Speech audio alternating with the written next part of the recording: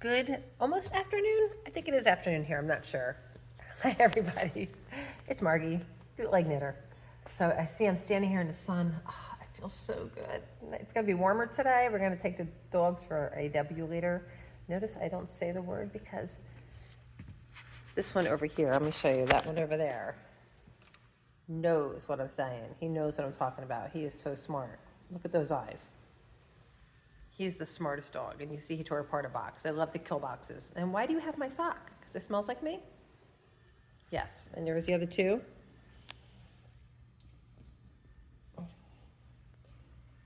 The tan one, he's not so smart, but he's cute, so whatever.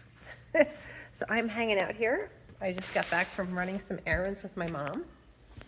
I'm gonna sit down. I'm having a cappuccino. We don't buy each other a lot of presents for Christmas. So every year we decide we're gonna buy one thing, for the house for us. So a couple years ago, maybe 3.5 years ago now, we bought our first espresso machine. Absolutely loved it. Okay, he wants to go out. You wanna go out, baby? Go ahead.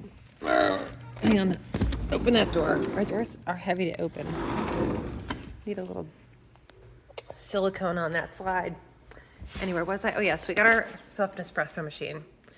We literally used it every single day for 3 years and it finally died. And now we bought another espresso machine. So I'm having a cappuccino. It is an eggnog cappuccino. So I do the espresso, I do a double shot, and then I froth some eggnog with the frother, and then I put it on top all nice and frothy, and then I add a little nutmeg. Absolutely delicious. So for my coffee lovers, cheers. In the summertime, our favorite one, we do an iced maple. So we did the 2 shots over ice. And then I put some maple in there, put some milk in there over ice. So delicious. What's weird is the maple tastes better cold than hot, which, I guess some things taste better hot than cold. With the maple, it tastes better cold. But I love the eggnog. I also make my own creamers. I do a vanilla creamer. You gonna go out with your brother? Go ahead. I do a vanilla creamer. I do a peppermint mocha creamer, which is banging. And it's so easy to make. It's just sweetened condensed milk, and then I use either non-fat milk or 1%, because I'm using a sweetened condensed. They say to use half and half. I'm like, I'm already using sweetened condensed milk. I'm not chucking half and half in there. And then I add some vanilla and peppermint extract. Not peppermint oil, peppermint extract. Gotta make sure you have the right thing.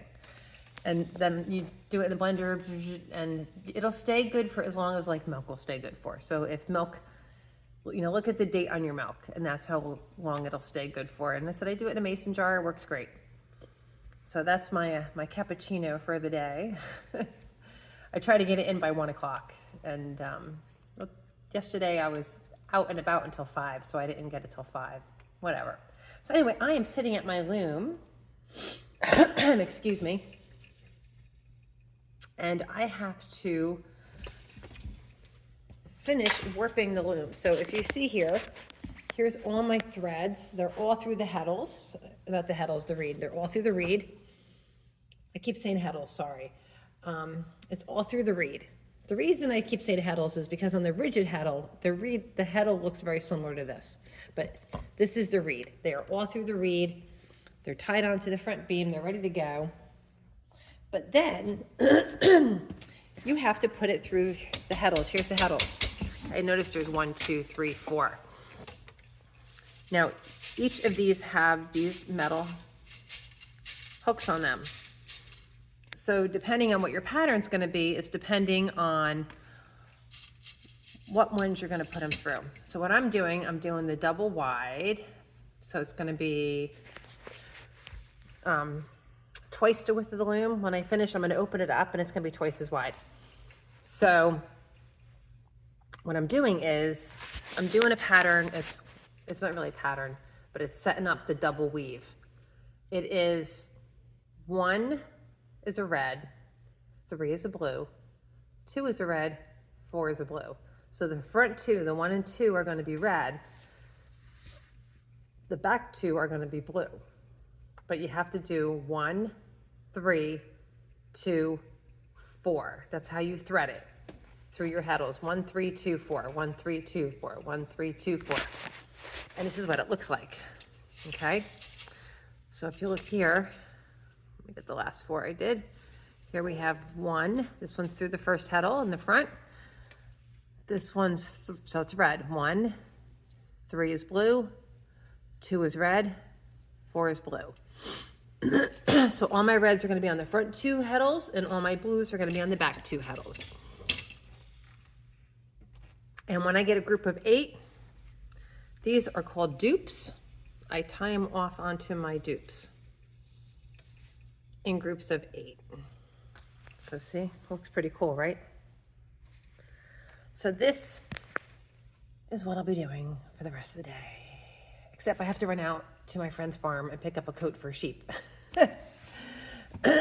So yeah, I'll be doing 1, 3, 2, 4, 1, 3, 2, 4, 1, 3, 2, 4 over and over and over and over today. And I am using, here's my slaying tool. So I have this little hooky here, right here. Sorry, see this little hook? This little hook fits perfectly in these holes. See that? So what I do is I put it in and I'll pull the thread through. Put it in the next one, pull the thread through. But you also have to make sure that you don't twist them, meaning this one is from this slat and the next one over slat. You got to make sure you don't accidentally twist them. So when you're doing it, you have to really pay attention to what slat is coming from. Yeah, it's not hard. It's just very, very tedious, and it takes a long time. The hardest part about weaving is getting the loom prepared. Now, I have a friend that she just loves doing this. This is not my favorite part. I will not lie.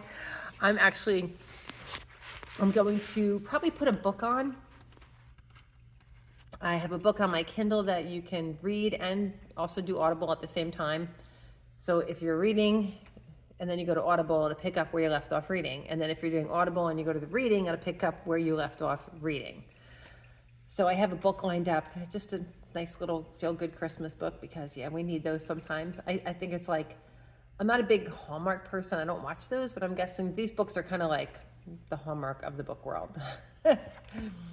But I think I like books better. You get more of the emotional, attachment to the characters. You know what they're thinking, you know what they're feeling. It's just not, the physical representation that you see on a TV. So I'm a big book person. I'm not so much a TV movie person. I don't watch a lot of TV. I don't watch a lot of movies. I would much rather read a book. All right, my hair is a mess. That's okay. So again, I'm going to be sitting here pulling all my threads through my heddles. Yeah, that's my day. That's okay, because I'm going to read a book, kind of, sort of, audiobook. But it's also interesting.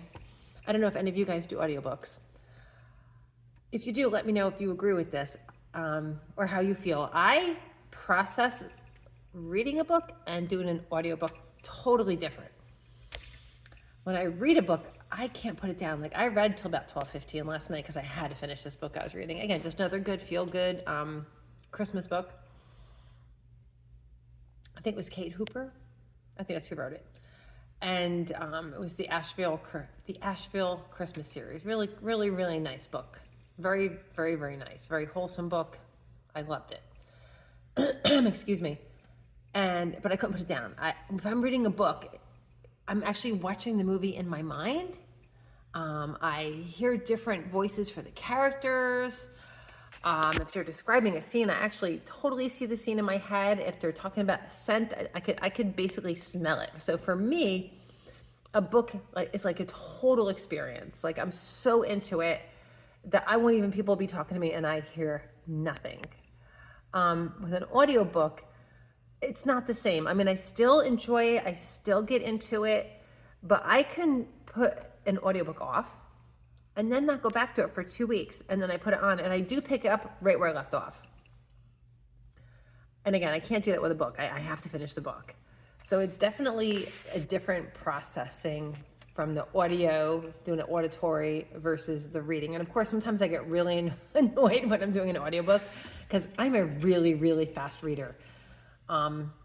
Like I've always been a voracious reader. I remember being in 4th grade, we had to do these reading tests, and in 4th grade, I was reading on like a 10th grade level. So I could just read, and I read really, really fast. So sometimes I'm doing an audiobook and I'm like, oh my God, can they talk faster, please? So I actually listen to audiobooks. I can't do 1.5 because that sounds like Mickey Mouse, right? Sounds like they're sucking on a helium balloon. But I will put my book speed on 1.2 just to speed it up a little bit because I'm like, oh my God, they just talk way too slow. So some authors aren't too bad. Or some readers aren't too bad, but others are just way too slow. I will tell you about an Audible series that I really, really enjoyed it. And I think it was called the Mistletoe Mysteries, I believe it was called. The Mistletoe Mysteries. And I think this was the 3rd or 4th year that they've had it on Audible. It's an Audible original. And it's really, really, really good. They have different actors doing all the voices. I absolutely enjoyed it. All right, enough procrastination, you guys. It was great talking to you. Yesterday I had to wash the sheep. Tomorrow I have to wash the sheep. And now I have to do my loom. I have to get this done. This is a Christmas present. I could do this. All right, so you all have a great day. And I'm going to sit 1, 3, 2, 4. 1, 3, 2, 4. Later.